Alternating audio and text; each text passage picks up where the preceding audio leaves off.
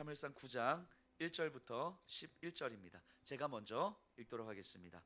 그들이 성읍을 향한 비탈길로 올라가다가 물 기르러 나오는 소녀들을 만나 그들에게 묻되 선견자가 여기 있느냐 하니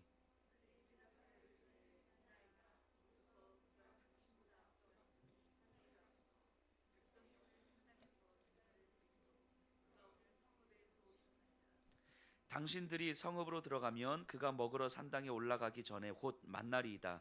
그가 오기 전에는 백성이 먹지 아니하나니 이는 그가 재물을 축사한 후에야 청함을 받은 자가 먹음이니이다. 그러므로 지금 올라가소서 곧 그를 만날이이다 하는지라.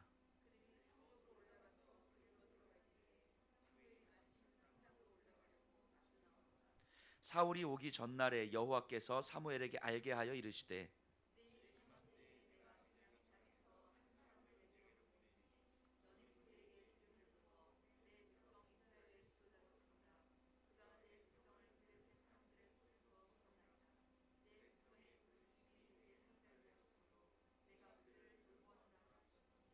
사무엘이 사울을 볼 때에 여호와께서 그에게 이르시되 보라 이는 내가 내게 말한 사람이니 이가 내 백성을 다스리라 하시니라.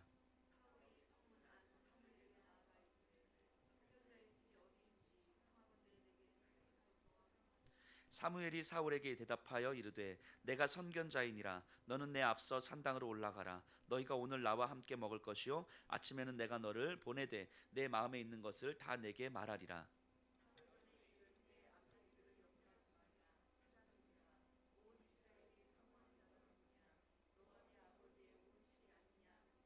함께 읽습니다.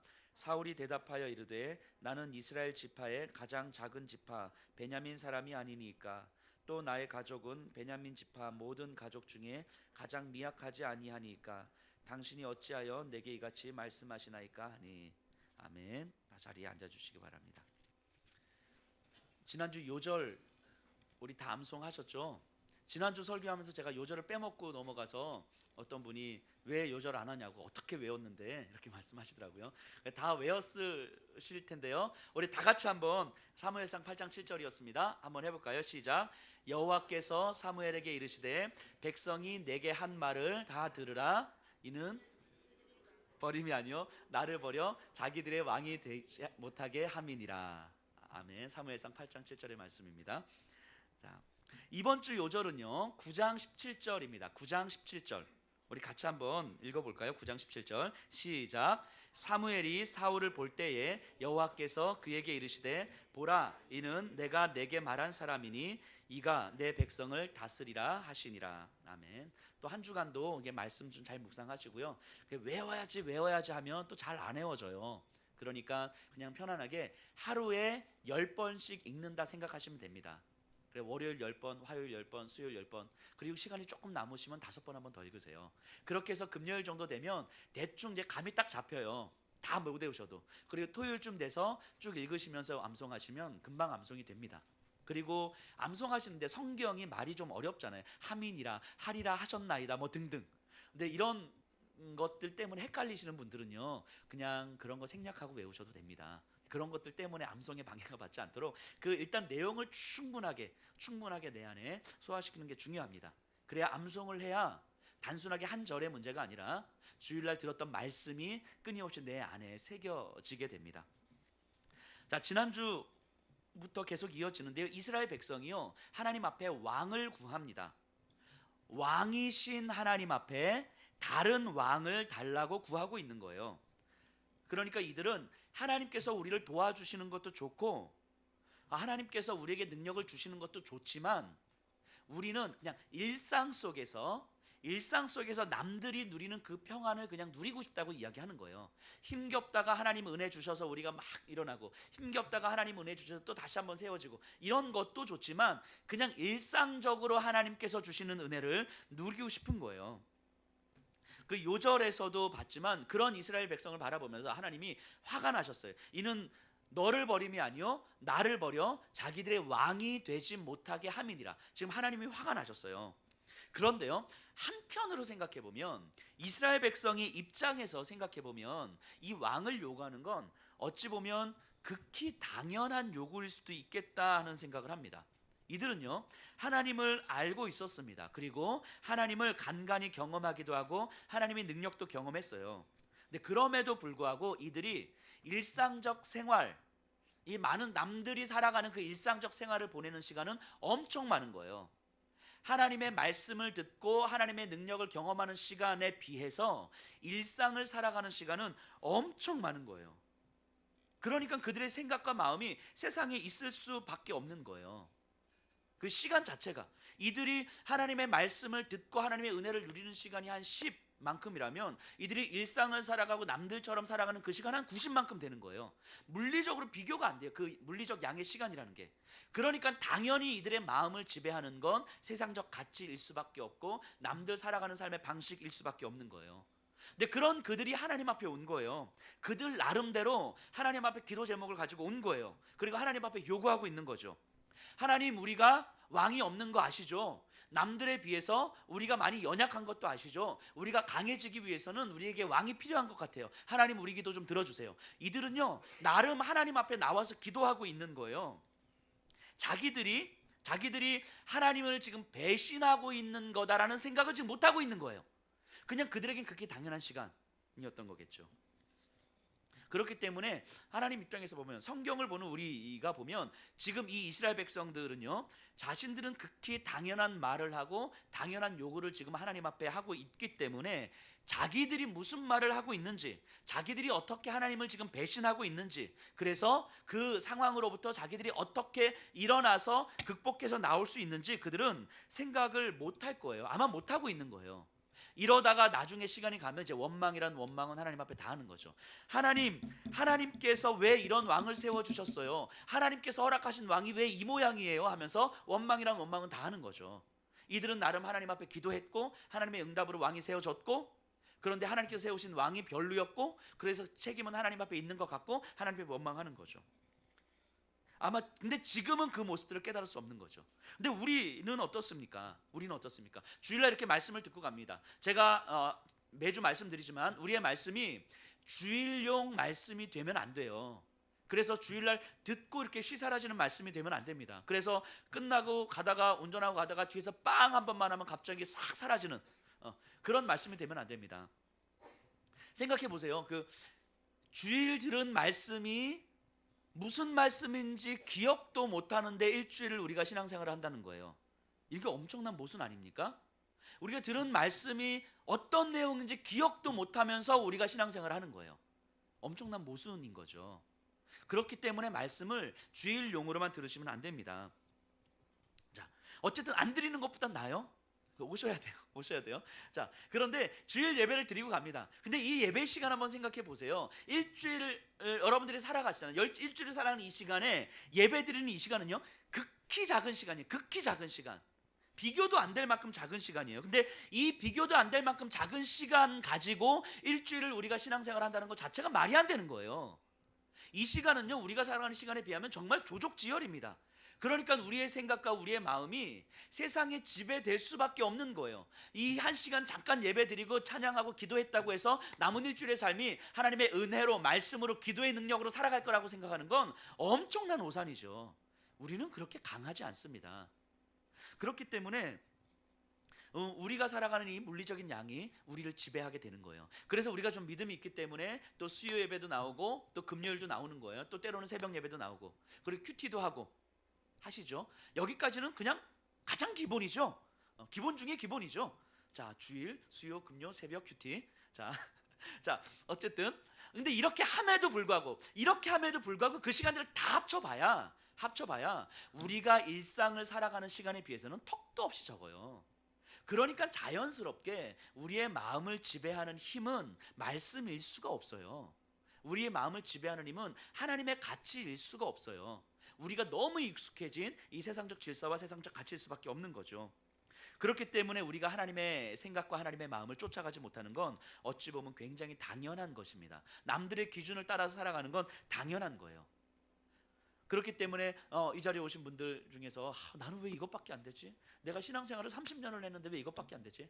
생각해 보세요. 말이 30년이지 30년 동안 매일매일 그랬던 건 아닌 거잖아요. 일주일에 한 번, 많아봤자 일주일에 두 번, 뭐 이 정도 아닙니까? 그러니까 그럴 수밖에 없는 거예요. 너무 죄책감을 갖지 않으셔도 돼요. 자책을 하지 않으셔도 돼요. 내가 직분이 얼만데 내가 했는데 뭐 이것 가지고 내가 지금 이렇게 넘어져 있어야 되나? 괜찮아요. 그럴 수 있습니다. 왜냐하면 그런 시대를 우리가 살아가고 있기 때문이고 그런 세상 가운데 우리가 너무 많이 노출되어 있기 때문인 거예요. 물론 그렇다고 해서 모두가 다 신학 공부를 해야 되고 목회를 해야 됩니까? 그렇지 않습니다. 목회도 똑같아요. 똑같습니다. 다르지 않아요. 그렇기 때문에 하나님께서는 우리의 약함을 아시는 거예요. 지난주에 제가 약함과 연약함과 죄에 대한 이야기를 드렸는데 우리의 약함을 충분히 아시는 거예요. 그리고 우리의 힘으로는 이러한 상황들을 넘어설 수 없다는 걸 누구보다도 잘 아시는 거예요. 하나님께서는. 그렇기 때문에 하나님께서는 이 이스라엘의 그 말도 안 되는 요구들, 왕이신 하나님 앞에 우리에게 왕 좀 주세요.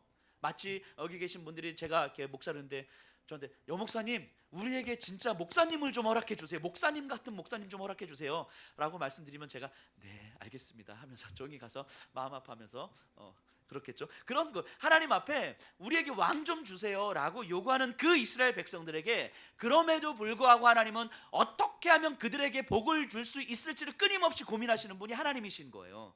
그래서 그들의 말도 안 되는 요구와 하나님을 버릴 것 같은 요구 앞에서 이런 버르장머리 없는 것들을 해서 끊어내는 것이 아니라 어떻게 하면 이들과 여호와 하나님 사이의 관계를 끊임없이 만들어 갈 것인가를 고민하고 있는 거예요. 왜냐하면 하나님께서는 저들을 포기하지 않으실 것이기 때문이거든요. 그 지난주 8장 마지막에 가면 사무엘에게 그들에게 왕을 허락하라 라고 말씀을 하십니다. 우리의 신앙도 똑같아요. 우리의 신앙 현실을 좀 보세요. 우리가요 그렇게 믿음으로 살아가는 것 같지 않습니다. 실제로 어떤 분들하고 이제 얘기를 나누다 보면 어떤 분들은 그러세요. 요즘 제가 매일 기도도 하고 매일 묵상도 하고 요즘 영적인 상태가 좋은 것 같아요. 맞습니다. 진짜 좋은 거예요. 저는 의심하지 않습니다. 그런데 여기에 또 한정이 있어요. 하루 중에서요 기도하고 말씀 묵상하는 시간 얼마나 됩니까? 매일매일 하지만 합쳐봐서 한 시간? 물론 기도 1시간 하시고 말씀 1시간 묵상하시죠?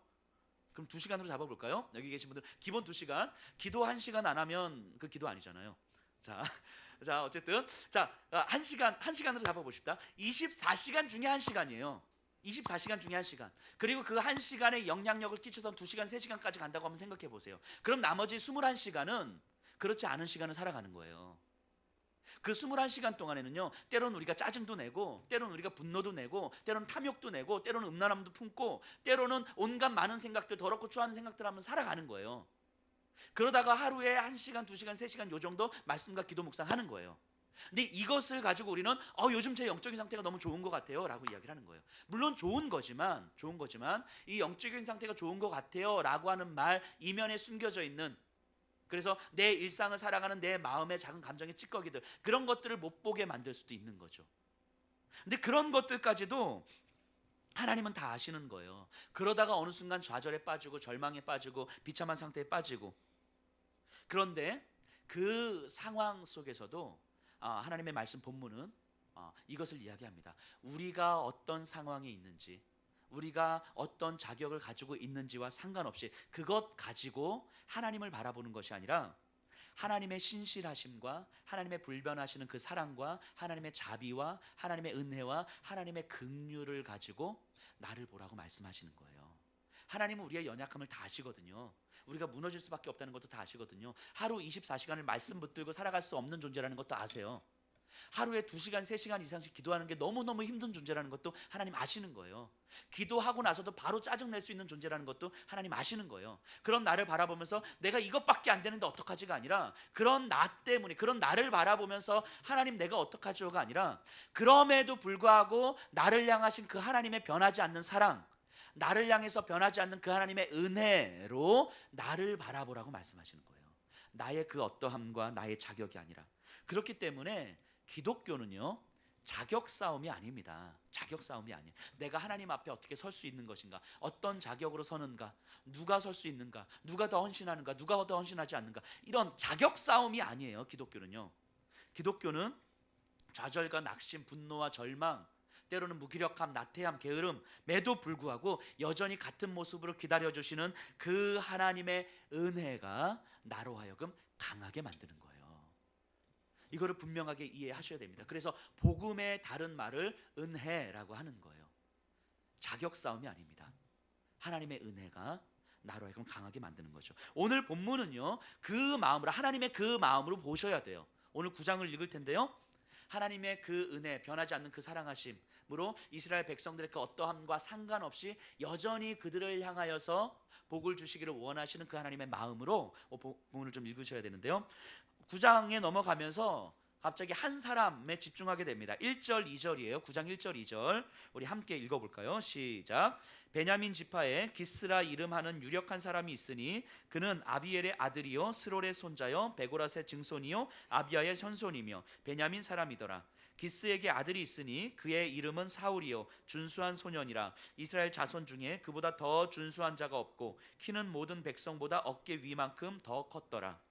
자, 베냐민 지파의 기스라는 사람을 소개하는데요, 족보를 소개합니다. 그러니까 아버지, 할아버지, 증조할아버지, 고조할아버지, 현손까지 소개하는 거예요.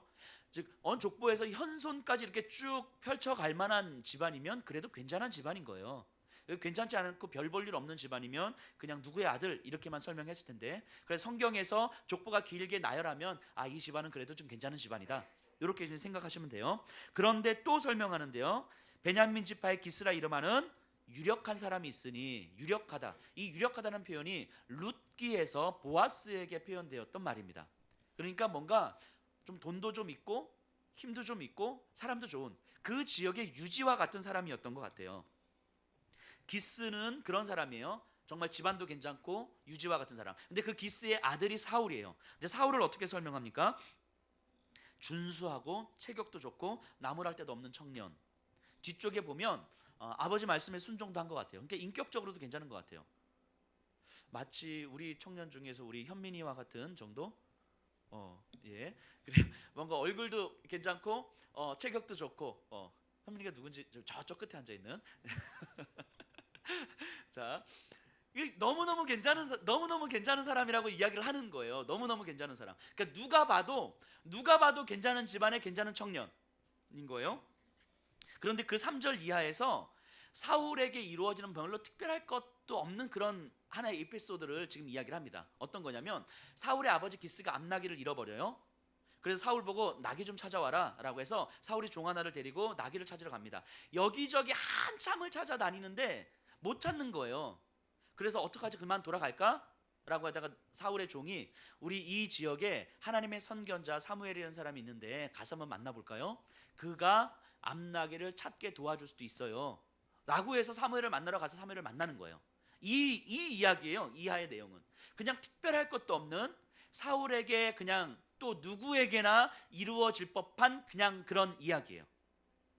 그런데 성경은 이 단순한 사건, 그리고 이 사울과 사무엘의 단순한 만남이 우연히 이루어진 것이 아니라고 이야기를 합니다. 이 만남은 이스라엘 백성의 그 말도 안 되는 요구에 대한 하나님의 응답인 거예요. 하나님을 버리려는 이스라엘, 그리고 본인들이 하나님을 버리고 있는지조차 알지 못한 채 하나님께 요구하고 있는 그 이스라엘을 향한 하나님의 메시지인 거예요. 그래서 그들의 힘으로, 이스라엘의 힘으로는 그 상황을 깨닫지도 못하고 알지도 못하고, 그래서 그 상황으로부터 극복될 수도 없기 때문에 하나님께서는 그들에게 찾아오셔서 그들만큼 낮아지셔서 그들의 눈높이에 맞춰서 그들이 들을 수 있는 말들로 메시지를 전하고 있는 거예요. 자, 그럼 다시 한번 사울의 아버지가 암나귀를 잃어버리는 사건으로부터 다시 한번 시작해 볼게요. 이것이 어떻게 하나님께서 사울을 움직여 가시는 일인지. 잃어버렸어요. 그리고 모든 곳으로 찾아다니다가 막 찾아다니다가 마지막으로 이른 곳이 숲 땅입니다. 숲 땅. 5절 한번 볼까요? 5절 같이 읽어볼까요? 시작. 그들이 숲 땅에 이른 때에 사울이 함께 가던 사환에게 이르되 돌아가자, 내 아버지께서 암나귀 생각은 고사하고 우리를 위하여 걱정하실까 두려워하노라 하니, 사울이요 숲 땅에 가려고 해서 간 게 아니고 찾다가 다 다녀봤는데 마지막으로 여기밖에 안 남았네. 그래서 가서 보니까 거기가 숲 땅이었어요. 근데 숲 땅이 어떤 땅입니까? 우리 사무엘상 1장에서 우리가 공부했는데요, 사무엘의 아버지 엘가나가 라마다임 소빔의 사람이라고 이야기했습니다. 라마다임 소빔은 라마다임의 숲, 두 단어가 연결됐다라고 제가 말씀드린 기억이 납니다. 숲은 사무엘의 고향이에요. 사무엘의 고향. 사무엘의 고향인 줄 알고 그냥 간 게 아니라 가다 보니까 어느 순간 숲 땅에 이른 거예요. 그 숲 땅이 이제 마지막이었어요. 그러니까 사울은 더 이상 찾을 데가 없으니까 이제 우리 갈까라고 했더니 종이 그 사무엘을 안 거죠. 이 지역은 하나님의 선견자가 있는 지역인데 한번 마지막으로 가서 물어보십시다. 그가 도와줄 수도 있습니다. 라고 해서 사무엘을 만나러 가는 중입니다. 그리고 11절 12절 같이 읽어볼까요? 시작. 그들이 성읍을 향한 비탈길로 올라가다가 물 기르러 나오는 소녀들을 만나 그들에게 묻되 선견자가 여기 있느냐 하니 그들이 대답하여 이르되 있나이다. 보소서 그가 당신보다 앞서갔으니 빨리 가소서. 백성이 오늘 산당에서 제사를 드리므로 그가 오늘 성읍에 들어오셨나이다. 자, 성읍으로 들어가는 사무엘을 만나러 들어가는 올라온 그 비탈길로 올라가는데 물 기르러 오는 소녀들이 있어서 물어봐요. 자, 이 지역에 선견자가 있다고 하는데 그 만날 수 있을까? 라고 했더니 소녀들이 막 반색을 하면서 그럼요, 만날 수 있죠. 지금 당신들보다 조금 앞서갔더니 빨리 가면 만날 수 있습니다. 마침 오늘이 산당 제사를 드리는 날이어서 이 선견자가 온 거예요. 다른 날이었으면 못 만났을 텐데 마침 오늘이 산당 제사를 드리는 날이기 때문에 오셨어요. 그리고 조금 앞에 갔거든요. 그러니까 조금만 빨리 가면 만날 수 있습니다. 그래? 하면서 이제 만나러 가는 거예요. 그러다가 14절 읽겠습니다. 시작.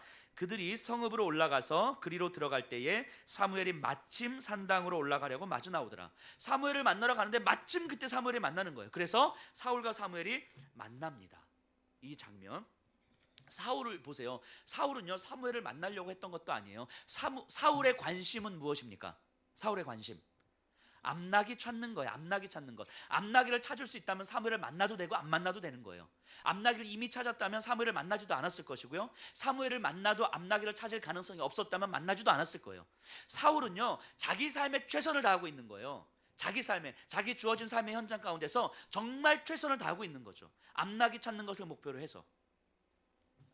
그런데 하나님은 그 순간순간 사울이 인지하지도 못할 정도로 사울의 그 순간순간 매우 세미하게 하나님은 우연처럼 보이는 사건들 속에서 하나님은 일하고 있음을 보게 되는 거예요.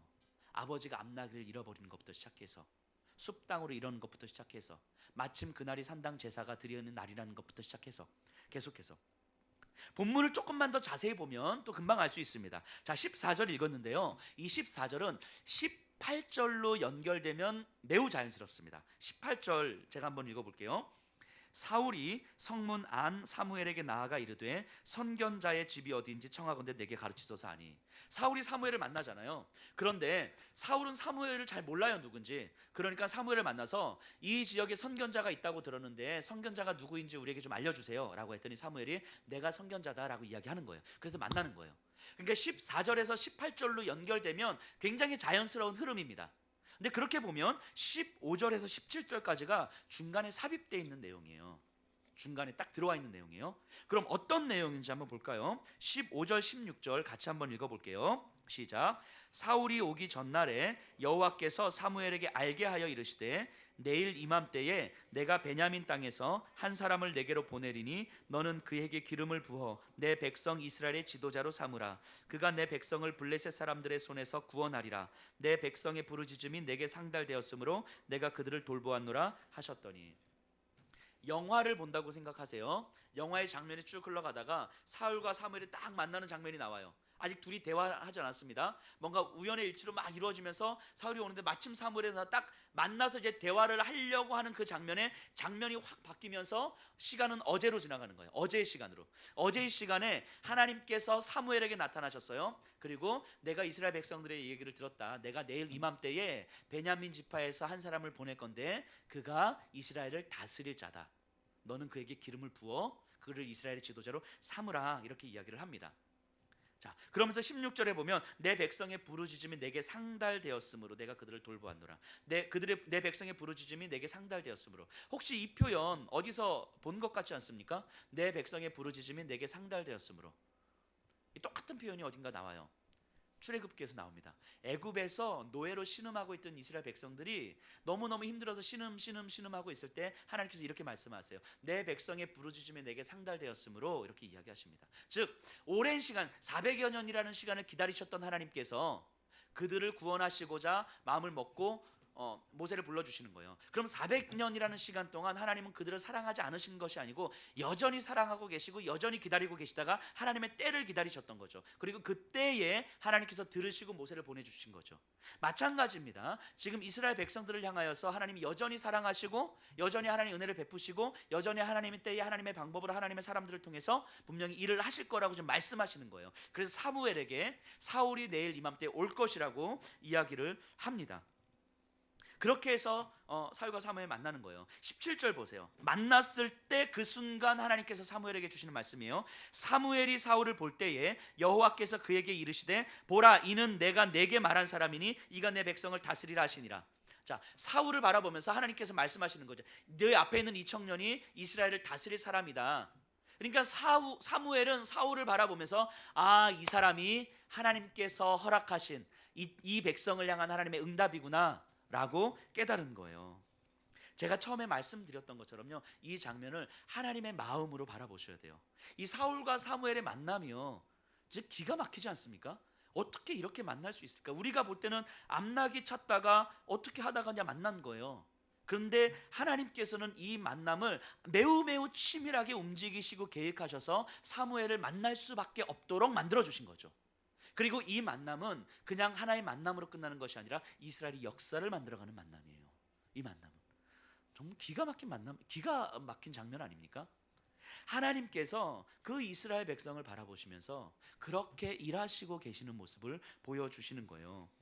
이스라엘이요, 그 하나님의 은혜를 받을 만해서가 아니에요. 사울이 하나님의 은혜를 받을 만해서가 아니에요. 여전히 그들을 포기할 수 없으신 하나님이 그들의 삶 가운데서 일하시는 거예요. 사울은 자기가 하나님께서 나를 이끌고 계시는 건 이런 생각 자체가 없어요. 그냥 이런 생각 자체를 몰라요. 하나님에 대한 전혀 몰라요. 그냥 자기는 암낙이 찾는 게 목적인 거예요. 근데 그 한복판 안에 들어가셔서 사울이 인지할 수도 없을 만큼 하나님은 그 상황 속에서 일하시는 거예요.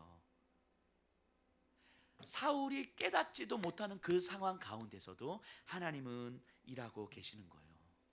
우리가 하나님을 생각하지 못하는 그 상황 속에서도 이렇게 주일 예배 드리고 이제 들어가서도, 물론 여기 계신 분들은 충분히 안 그러실 것이라고 생각합니다. 끊임없이 매일매일 하나님 묵상하며 살아가실 것이라고 생각하고 믿지만, 그럼에도 불구하고 우리의 삶이, 우리의 현실이 우리를 짓누르기 때문에 우리가 때로는 하나님 생각하지 못하고 살아가고 말씀 생각하지 못하고 살아가고 우리가 내가 정말 그리스도인 맞아? 라고 할 정도로 그냥 그렇게 살아가고 있는 그때 그 순간에서조차도 하나님은 세미하게 우리가 깨닫지 못할 정도로 일하고 계시는 거예요. 계속해서 우리의 만남 가운데서, 우리가 일하는 가운데서, 우리가 밥을 먹는 가운데서 그 순간순간 하나님의 일하심이 우리를 끌고 오시는 거죠. 끌고. 우리가 무엇을 하고 안 하고의 문제가 아닙니다. 하나님의 일하심의 문제예요. 하나님께서는 언제나 우리와 함께 일하시는 거예요. 그래서 우리의 약함들을 아시고 우리의 약함을 사용하시고 우리에게 응답해 주시는 분입니다. 그렇기 때문에 항상 우리에게는 사무엘을 보내주시는 거예요. 사울에게 사무엘을 만나게 해주신 것처럼 우리에게 사무엘을 보내주시는 거예요. 하나님 그렇게 신실하시고 긍휼의 은혜를 주시는 거고, 그리고 그걸 약속하시는 거예요. 내가 너에게 항상 사무엘을 보내줄 것이고 내가 너를 포기하지 않을 거라고 약속하시는 거예요. 왜냐하면 당신의 아들을 죽음으로 내모시면서까지 우리에게 약속하신 것이기 때문인 거예요. 그래서 단순하게 이야기하면 내 아들의 죽음을 놓고 내가 약속하마 내가 너를 향한 사랑을 포기하지 않을 것이다, 이렇게 말씀하시는 거예요. 네가 나를 사랑하지 않을 그때서라도, 네가 나를 버려서 저 멀리 도망가고 있을 그때라도 나는 너를 향한 사랑을 포기하지 않을 것이다. 내가 너를 사랑하는 이유는 너가 나를 사랑하기 때문이 아니라 내 아들의 죽음으로 약속하는 것이기 때문이다 라고 말씀하시는 거예요. 그게 하나님의 사랑인 거죠. 단지 그것이 우리에게 믿어지느냐 믿어지지 않느냐의 문제 아니겠습니까? 로마서의 흐름을 한번 보세요. 로마서가 어떻게 시작합니까? 로마서의 시작은 의인은 없나니 하나도 없도다. 모든 사람이 죄를 범하였음에 하나님의 영광에 이르지 못하더니, 모든 사람이 죄인이고 비참하고 처참한 가운데서 살아가고 있다고 선언하는 거예요. 그런데 본인들이 처참하게 살아가는지도 모른 채 살아가는 거예요. 본인들이 진리가 없는 채 살아가고 있음에도 불구하고 그런 것조차 모르고 살아가는 거예요. 우리도 그랬거든요. 우리도. 그런데 예수 그리스도를 통하여서 우리로 하여금 하나님과 화목해 시켜 주시죠. 근데 문제는 이제 그때부터 시작되는 거예요. 내 안에 하나님을 향한 믿음이 들어오니까, 내 안에 예수 그리스도의 생명이 들어오니까 그때부터 싸움이 생겨요. 내 안에 예수의 생명이 들어오거든요. 근데 여전히 내가 살아가는 내 육신의 본성과 내가 살아가는 삶의 질서가 나를 짓누르는 거죠. 그리고 거의 대부분의 신앙은 세상 속에 살아가잖아요. 내 안에 작게 들어와 있는 내 예수 그리스도의 생명이 있는데 거의 대부분의 시간을 살아가는 내 삶의 현장 속에서 이 세상의 가치와 이 세상의 죄가 끊임없이 내 안에 들어와서 나를 지배하고 있는 거예요. 그러다 보니 우리의 사고와 우리의 삶의 습성들은 세상의 가치에 지배될 수밖에 없어요. 그렇게 살아갈 수밖에 없습니다. 그런데 내 안에 생명은 들어와 있으니 이것 때문에 힘든 거예요. 죄와 싸우기는 싸워야 되겠고, 근데 죄와 싸울 만한 힘은 나에게 없고 세상의 가치는 끊임없이 나에게 밀려 들어와서 단 한시도 나를 가만히 두지 않는 이 상황, 그 상황이 너무너무 힘든 거예요. 언제까지 죄와 싸워야 되나, 그 끝도 없는 죄와의 싸움에 이제는 지쳐버린 거죠. 근데 사도 바울 선생님도 그렇게 고백하는 거예요. 로마 7장에 가서 보면 오호라 나는 곤고한 사람이로다. 누가 나를 이 사망의 몸에서 건져냈고. 힘든 거예요. 죄와 끊임없이 싸워가는데 이제는 지치는 거예요. 사망과의 싸움, 이 죄와의 싸움에서 내가 이길 자신이 없는 거예요. 이제는 누가 나를 이 사망의 몸에서 건져냈고. 없는 거예요. 무너져 있는 거예요. 그러다 보면 이제 어떻게 됩니까? 나를 지치고 힘들게 하다 보니까 이제는 적당히 살고 싶은 거예요. 이제는 그 내 안에 있는 생명을 조금 유지하고 세상의 가치와 굳이 싸우지 않으면서도 충분하게 같이 살아갈 수 있을 것처럼 살아가는 거죠. 적당히 살아가는 거죠. 어쩔 수 없이 살아가는 거죠. 근데 그러다가 어느 순간 깨닫게 됩니다. 사도 바울 선생님이 깨닫게 돼요. 아, 내가 여기서 평생 벗어날 수 있는 게 아니구나. 이 죄와의 싸움에서, 이 죄의 지배 아래서 내가 평생 벗어날 수 있는 것이 아니구나. 그런데 하나님은 여전히 내 안에서 일하시고 내 주변에서 일하시고 내 삶에서 나를 사랑하시면서 일하고 계시는구나. 나는 몰랐는데 이제까지 하나님은 계속해서 나한테 하나님의 깨닫게 해주시는 사무엘을 나에게 허락하셨구나. 때로는 내가 나에게 유익이 되지 않아서, 나이가 귀찮아서, 내가 짜증나서 외면했을 뿐인 거지, 나에게 하나님은 끊임없이 사무엘을 허락하셨고 그 사무엘을 통해서 하나님을 알 수 있는, 하나님이 여전히 나와 함께 일하고 계시고 나를 향한 사랑을 포기하지 않는구나라는 것을 깨닫게 하셨구나. 단지 내가 그걸 못 들었을 뿐인 거고 사무엘을 내가 외면했을 뿐인 거고, 그리고 지금도 여전히 하나님은 나와 함께 일하시는구나라고 어느 순간 깨닫게 되는 거예요. 바울이 그걸 확신하게 됩니다. 여전히 죄 때문에 힘들지만 그럼에도 불구하고 나를 붙들고 있는 그 하나님의 사랑이 내 안에서 끊어지지 않는구나라는 것을 고백하게 되는 거예요. 그래서 내가 확신하노니 사망이나 생명이나 천사들이나 권세자들이나 높음이나 기쁨이나 이 세상에 있는 그 어떤 피조물이라도 우리를 그리스도 예수 안에 있는 사랑에서 끊을 수 없는 일. 이 고백이 나오는 거예요. 죄와의 끊임없는 싸움에서 이제는 어쩔 수 없이 죄야 무너진 상태에서, 그래서 내가 이제 더 이상 내가 그리스도인 맞나? 내가 하나님 믿는 사람 맞나? 하는 그런 상황 속에서 끊임없는 좌절과 절망 가운데서 어느 순간 사도 바울 선생님의 그 깊은 내면, 그 깊은 영혼 안에서 아, 나의 어떤 자격이 아니고 나의 어떤 의지도 아니고 나의 어떤 결단도 아닌, 하지만 하나님에 의해서 이루어지는, 나를 향하여서 변함없이 사랑하시는 그 하나님의 사랑이 여전히 내 안에서 일하고 있는 것이구나. 아무리 내가 세상의 가치에 지배받고 살아간다 할지라도 내 진짜는 하나님의 사랑에서 끊어지는 것이 아닌 거구나라는 것을 깨닫게 되는 거예요. 그리고 그 근거가 무엇이냐면 로마서 8장 15절에서 사도 바울이 이것을 깨닫게 되죠. 이제부터 우리가 양자의 영을 받았으니 하나님을 뭐라고 부른다고요? 아버지라고 부른다고요.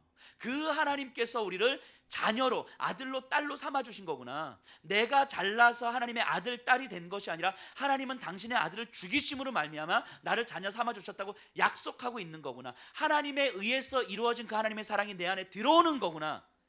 그런데 이 세상에 지배받는 내 삶이 그 사랑을 모른 채 살아가다가 어느 순간 완전 좌절과 절망과 바닥 가운데 쫙 펼쳐졌을 때 내 안에 내가 버릴 수 없는, 또 내가 가진 것도 아닌 그 사랑이 보이기 시작하는 거죠. 그리고 이 사랑은 나에게서 끊어지는 것이 아니구나 라는 것을 고백하게 됩니다. 그러면서 사도 바울 선생님이 이렇게 고백합니다. 죄가 너희를 주장하지 못하리니 이제는 너희가 법 아래에 있지 아니하고 어디 아래에 있습니까? 은혜 아래에 있느니라. 그래서 사도 바울은 은혜를 경험하는 거예요. 은혜를. 왜냐하면 우리를 보세요. 우리를 보세요. 우리는 죄 아래 살아갈 수밖에 없어요. 물리적으로 그렇게 살아가잖아요. 그걸 우리가 삶을 바꿀 수가 없잖아요. 물리적으로 살아가요. 죄의 지배 아래 살아갈 수밖에 없는 환경이에요.